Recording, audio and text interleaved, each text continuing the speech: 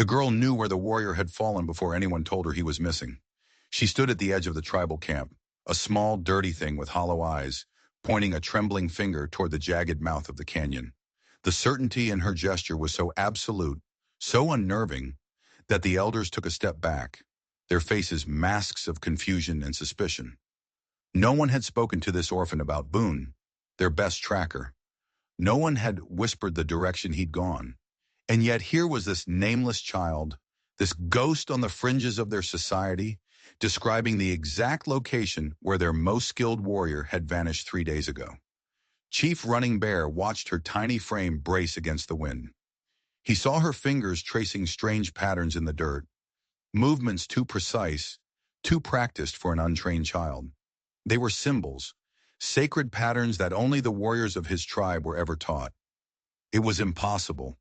Orphans didn't learn the old ways. They couldn't read the earth and the wind like their ancestors. They were survivors, not scholars of the land. But then she looked up at him, and her eyes weren't the eyes of a child. They were old, ancient, filled with a knowing that sent a spike of ice through his heart. She whispered, and the wind seemed to die, just to listen to her words. "He's calling for someone," she said, her voice barely a breath. "Someone named Little Fox. He says she promised to come back for him." Running Bear's blood turned to slush in his veins. The world tilted. Little Fox. That was the name of his daughter who had been killed in a raid 15 years ago, when this waif would have been nothing more than a distant dream. No one alive in this camp knew that name. No one except him. "Who taught you our words?" he demanded, his voice a harsh growl that made the other warriors flinch. "Who taught you that name?" The girl just tilted her head, a flicker of confusion in those ancient eyes. "Nobody taught me," she said, as if it were the simplest thing in the world. "I just remember." Running Bear stared, searching for the lie, for the trick. The entire camp had fallen into a heavy, watchful silence. Warriors, women, even the children all stood frozen, watching this impossible scene unfold. For 3 days they had searched for Boone. 3 days of cold trails, of empty ravines, of wind-carved stone that offered no answers. Their best men had found nothing, absolutely nothing. And now this, a child who spoke with the voice of a ghost. "You lie!" The voice cut through the silence like a jagged rock. It was Malachi, a trader who had worked with the tribe for years, his weathered face twisted into a mask of contempt. He stepped forward, planting himself between the chief and the girl. "This child seeks to deceive you," Malachi spat, his eyes burning with a strange fire. "She wants food, a blanket. I've seen her kind before. Clever little liars who prey on the desperate." The girl's gaze snapped to Malachi.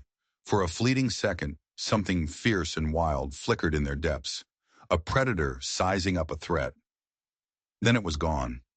"I saw him fall," she said, her voice quiet but carrying across the clearing. 3 sunrises ago, the rocks gave way beneath his horse, near the hidden water. Running Bear's breath hitched in his throat. The hidden water. The canyon she described held a secret spring, its location known only to his most trusted warriors.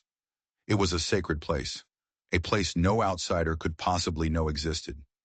Malachi's face had gone strangely pale. This was no longer a child's fantasy. This was something else entirely. "Prove it," Running Bear commanded, his voice a low thunder. Without a single word, without a moment of hesitation, the girl turned and began to walk. She walked toward the canyon, her small, bedraggled figure moving with the unshakable confidence of a seasoned guide, leading them into the heart of a mystery. The entire camp followed. They watched in stunned silence as this impossible child led them into the unforgiving wilderness. But as he followed her deeper and deeper into the rocky terrain, a cold certainty began to grow in Running Bear's gut. This girl didn't just know where to find their missing warrior. She harbored secrets that ran far deeper, secrets that could unravel everything he thought he knew. The girl moved through the rocky terrain as if she'd been born to it. She flowed over the treacherous ground, her bare feet finding purchase on loose shale, where even Running Bear's experienced warriors had to slow down, testing each step. He followed 20 paces behind, a silent observer, watching the impossible unfold. She didn't just walk. She read the land. She paused occasionally, not to catch her breath, but to examine a scratch on a boulder or study the angle of a disturbed pebble, details that his own trackers had missed.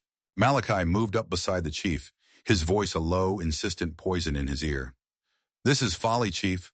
We waste precious daylight chasing a child's fantasy. Your warriors should be on the eastern ridges, where a man might actually get lost." His words carried weight. Running Bear could see the doubt creeping into the faces of his men. The sun was climbing higher, and with every passing moment, Boone's chances of survival grew slimmer. If this girl was wrong, the guilt of this wasted time would rest squarely on his shoulders. He was betting his best warrior's life on the word of a ghost child. "There," she said suddenly. Her voice was calm, but it cut through the rising tension like a knife. She was pointing to a narrow, jagged ledge that jutted out over the deep canyon below. His horse stumbled there. The rider. He tried to jump clear, but the rocks. Her voice trailed off, and her small hand gestured toward the abyss, a movement filled with a sorrow that seemed too heavy for her small frame. Running Bear moved to the edge, his heart pounding. The ledge was a mess of loose stones and freshly disturbed earth. It suggested a recent disturbance, a violent struggle, but any number of things could have caused it. A mountain lion, a rock slide. It proved nothing. "How do you know this?" he pressed, his voice tight. The girl's eyes wouldn't meet his. She looked at the ground, at the sky, anywhere but at him. "I was hunting rabbits. 3 days passed. I heard the horse scream when it fell." She then pointed to a cluster of massive boulders a short distance above the ledge. "I hid there. I heard voices. I watched the man try to climb out." "Voices?" Running Bear's head snapped up. "What voices?" "Two men," she whispered, her voice dropping so low he had to lean in to hear her. "They argued about whether to help him or leave him. One of them wanted to take his things. He said nobody would ever find him down there." A cold dread washed over Running Bear. He turned, his eyes locking onto Malachi. The traitor's face had gone a deathly white. He looked like he'd seen a spirit. He took a half step toward the girl, his voice sharp, laced with a sudden, desperate urgency. "Describe these men, child. Describe them now." But the girl was already gone. She had started picking her way down the treacherous slope, moving toward the canyon floor. Loose rocks skittered away from her feet as she descended, but she moved with a shocking confidence, a grace that defied her age and the dangerous terrain. Running Bear followed, his heart hammering against his ribs, driven now by more than just physical exertion. If this girl spoke the truth, then Boone's disappearance wasn't an accident. It was an attempted murder. Someone had left his best man to die in the bottom of this canyon. The sound of rushing water grew louder, echoing off the stone walls. The hidden spring, the secret place the girl had somehow known about. It lay just ahead, around one final bend. As they rounded that corner, what they found there didn't just confirm their fears. It shattered everything they thought they knew about this mysterious child, this impossible situation. It was the beginning of a truth far darker and more complex than a simple robbery gone wrong. Boone lay beside the spring, half submerged in the cool water. He was unconscious, his leg twisted at a sickening, unnatural angle beneath a massive fallen boulder. His face was pale, his breathing shallow. But he was alive. The girl reached him first. She fell to her knees in the mud beside the injured warrior, a cry of relief escaping her lips. She pressed her ear to his chest, listening, then looked up at Running Bear, her young face flooded with a raw, desperate hope. "He lives," she gasped. "But the fever, it's taken hold." Running Bear knelt beside his fallen friend, his trained eyes taking in the scene. He saw the makeshift bandage wrapped tightly around a deep gash on Boone's head. He saw the crude but effective splint on his arm. Someone had been here. Someone had tried to save him. "You did this?" he asked the girl, his voice filled with a new kind of awe. She nodded, her small hands already moving, checking Boone's injuries with a competence that was startling. "I came back yesterday, after the men were gone. I brought him water and what healing plants I could find nearby." Malachi hung back from the group, his face a carefully constructed mask of concern and relief. A fortunate discovery, he said, his voice a little too loud, a little too hearty. We should move him immediately, Chief. Before... Before what, Malachi? Running Bear's voice was as sharp and cold as a winter wind, cutting through the trader's false bravado. The trader's eyes shifted nervously, darting toward the sky. Before the weather turns, storm clouds are gathering in the west. But the girl wasn't looking at the sky. She was staring at Malachi, her eyes narrowed with an intensity that was terrifying to behold. You were one of them, she said, her voice quiet, but it landed with the force of a physical blow. One of the voices I heard arguing from the rocks. The canyon fell dead silent. The only sound was the bubbling of the spring and the frantic pounding of blood in Running Bear's ears. Malachi's hand moved, an instinctive twitching motion toward the long knife at his belt. Careful, child, he hissed, his voice a low, venomous whisper. Accusations can be a dangerous thing, especially for someone in your position. Running Bear stood up slowly, his own hand finding the familiar weight of the tomahawk at his side. And what position would that be, Malachi? An orphan, Malachi sneered, the mask of concern finally dropping away to reveal the ugliness beneath. Alone, dependent on the kindness of strangers, such children, they sometimes disappear, especially the ones who see too much. The threat hung in the air, thick and suffocating. The girl took a step forward, placing her small body between the trader and the unconscious form of Boone, a tiny defiant shield. Your friend, she said, her voice ringing with newfound strength. He wanted to take his weapons and his horse. You said nobody would believe a child's word against a respected trader. Malachi's face contorted with rage. The girl lies. She seeks to poison your mind against me for her own gain. But Running Bear was no longer listening to the trader. He was studying the scene, really studying it, and the pieces were snapping into place with horrifying clarity. Boone's magnificent paint horse was gone. His prized rifle was missing. His distinctive silver-hilted knife, a gift from Running Bear himself, was also gone. Where is his horse, Malachi? Running Bear's voice was dangerously calm. How would I know? The trader blustered. I came here with you, following this child's wild tale. But the girl was already pointing. She pointed to a patch of soft earth near the water's edge, where a set of footprints was clearly visible. 2 sets of boots, she said, her voice like a judge delivering a verdict, both much larger than any in your camp. One walks with a limp. She lifted her gaze from the ground and fixed it directly on Malachi. A slow, chilling smile touched her lips. Like you do, she whispered, when you think no one is watching. All eyes, including Running Bear's, snapped to the trader's left leg. He remembered now, the way Malachi had favored it during their descent into the canyon, a slight, almost imperceptible drag with each step. He had thought nothing of it at the time. The trap was closing. The pieces were all there. But the lies were not yet finished, and the most dangerous moment was still to come. Malachi was a cornered animal, and cornered animals were always the most deadly. Malachi's hand closed around the handle of his knife, his knuckles white. The accusations were mounting, a wall of evidence closing in on him, brick by brick. This child fills your head with poison, he snarled at Running Bear, his eyes wild with desperation. I've traded fairly with your people for 5 years. Would I risk all of that for one man's belongings? But the girl wasn't even looking at him anymore. She was moving again, following a trail only she could see. She knelt beside a cluster of disturbed stones near the canyon wall, then stood and walked with purpose toward a narrow, dark crevice hidden behind a curtain of desert vines. His rifle is hidden in there, she announced, pointing into the dark opening, along with his silver knife and the horse's bridle. A heavy silence fell over the canyon. Running Bear gestured for 2 of his warriors to investigate.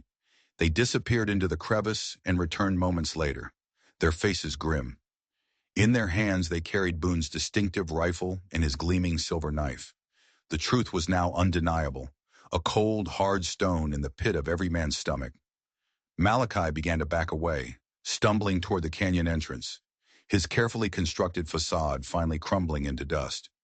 The girl is clever, he spat, his voice shaking with a mixture of fear and rage.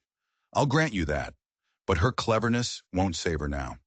You left him to die, Running Bear stated, each word dropping like a hammer blow.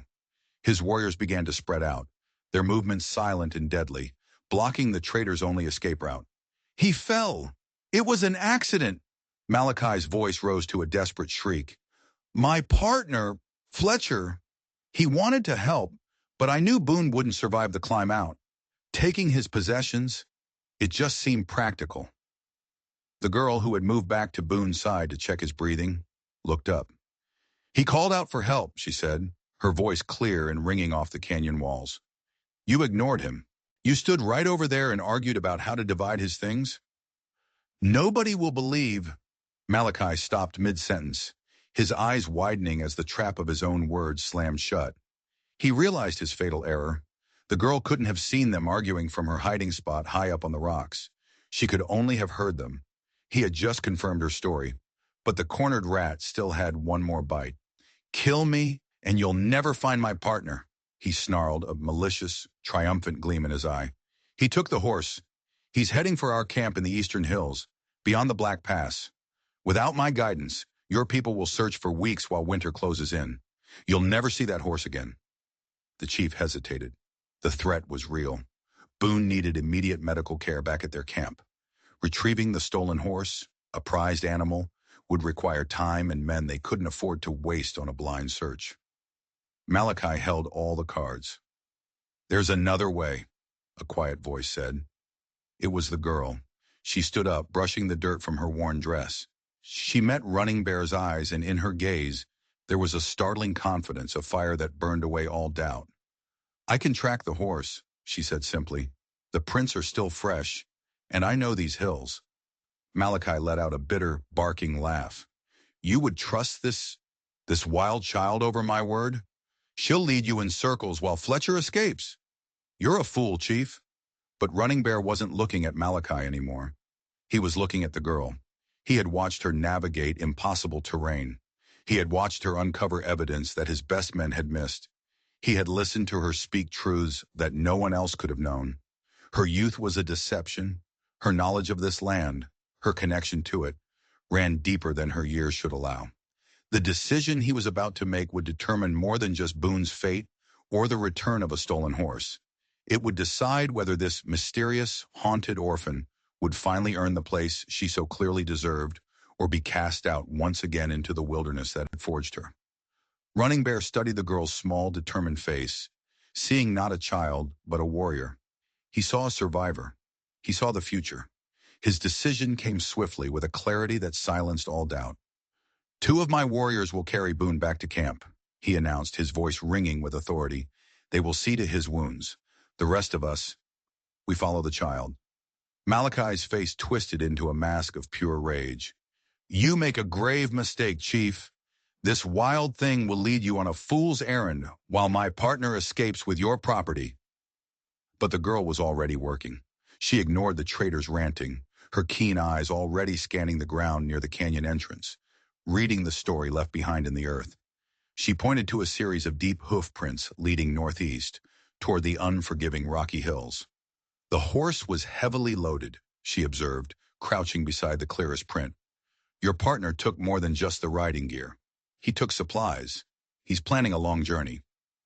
Running Bear ordered his men to bind Malachi's hands with a thick rawhide cord. You will come with us, he told the traitor, his voice cold. And if she leads us astray, you will be the first to answer for it. The girl set off at a steady, ground-eating pace. She followed a trail that was all but invisible to the warriors, signs that grew fainter and fainter as they moved from the soft earth of the canyon onto the hard, rocky ground of the hills. She paused frequently, but never for long, her eyes catching a broken twig, a displaced stone, a single bent blade of grass. Her focus was absolute, an intensity that impressed even Running Bear's most experienced trackers. They followed her not because they were ordered to, but because they were mesmerized by her skill. After an hour of relentless pursuit, she stopped, pointing to where the faint trail split near a shallow, fast-moving stream. There, she said. He tried to confuse anyone following. He rode through the stream to hide his tracks. She then pointed to the far bank. but his horse favors its left front leg. See how the prints emerging from the water are uneven, deeper on one side. Sure enough, when the warriors looked closer, they could see the subtle asymmetry she described. It was a detail a novice would never have noticed. The girl's powers of observation were proving far more valuable than Malachi's empty promises. As they climbed higher into the hills, the terrain grew more treacherous. They navigated across slopes of loose shale and along narrow, winding ledges where a single misstep meant a fatal fall. But the girl moved with a growing confidence, a certainty that was almost unnerving. She seemed to read the landscape not as an obstacle, but as a familiar map. During a brief rest to water the men, Running Bear finally asked the question that had been burning in his mind. "How did you learn to track like this?" The girl's expression grew distant, her eyes looking at a past he couldn't see. "My father taught me," she said, her voice soft. "Before—" She stopped, the sentence hanging unfinished in the air. She shook her head slightly as if to clear away a painful memory. "Before I had to learn to survive alone." Her answer explained so much, yet it raised a dozen new questions. What kind of father teaches a child such skills? No ordinary settler, that was certain. But before Running Bear could probe any deeper, the girl suddenly froze, her body going rigid. She lifted her nose to the wind, sniffing the air like a wolf. "Smoke," she whispered, her eyes locking onto a distant ridge far ahead of them. "He's made camp." Through the hazy afternoon light, they could just make out a thin, almost invisible column of smoke rising from behind a massive cluster of boulders. The girl had done it. She had found their quarry. But as they began their cautious approach toward the hidden campsite, a sudden flash of light, the glint of sun on metal, came from among the rocks ahead. They weren't just approaching a campsite.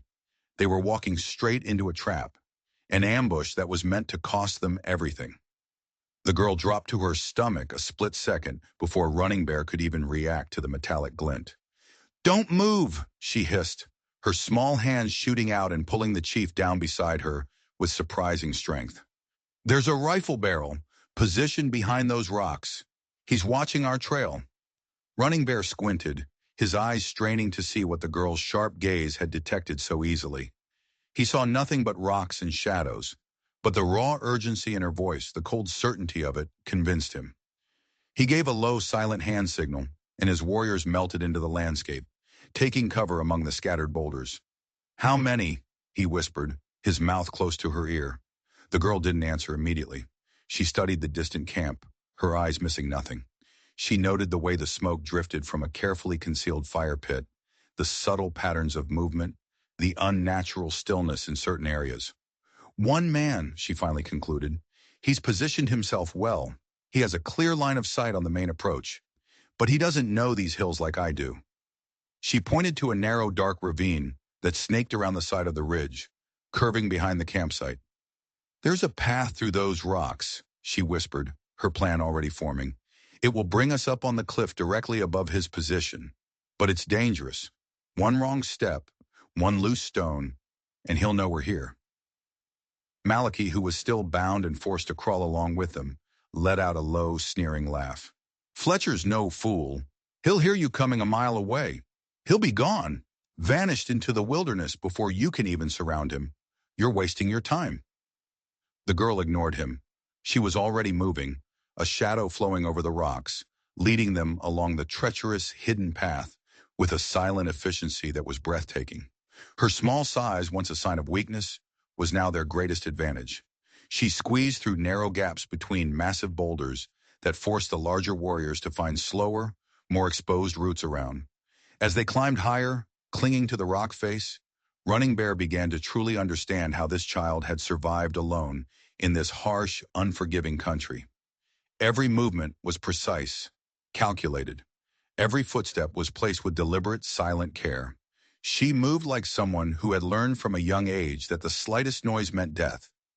When they finally reached the position on the cliff overlooking Fletcher's camp, the scene below was laid out like a map. They could see Boone's distinctive paint horse tied among the trader's supplies.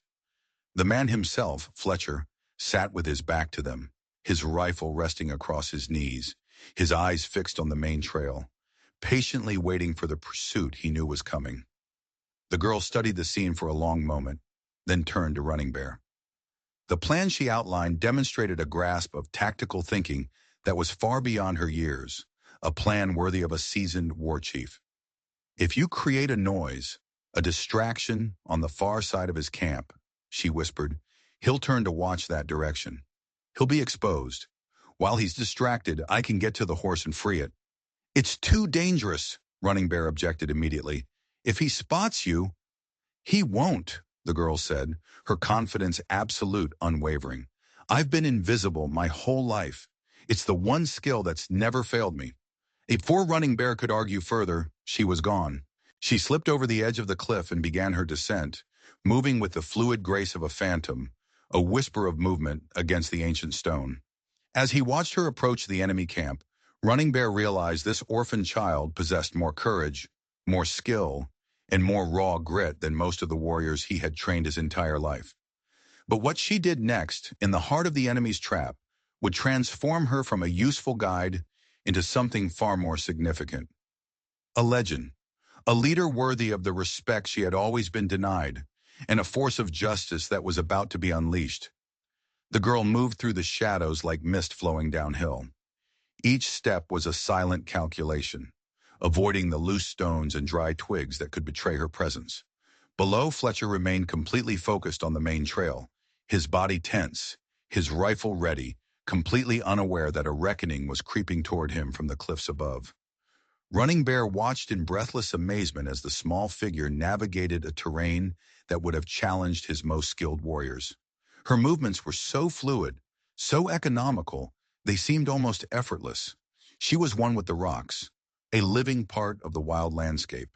When she reached the edge of the camp, she paused, melting into the shadow of a large boulder to study Fletcher's position one last time. The man was a coiled spring of deadly potential, his eyes scanning the horizon for any sign of riders. Boone's paint horse stood just 20 paces from him, still saddled and heavily loaded with the supplies stolen from the tribe. This was the moment. Running Bear gave the signal. One of his warriors, positioned on the far side of the camp, dislodged several large rocks, sending them clattering down the slope. The sound echoed through the quiet hills. Fletcher reacted instantly. He spun toward the noise, bringing his rifle to his shoulder, his eyes searching for targets among the distant boulders.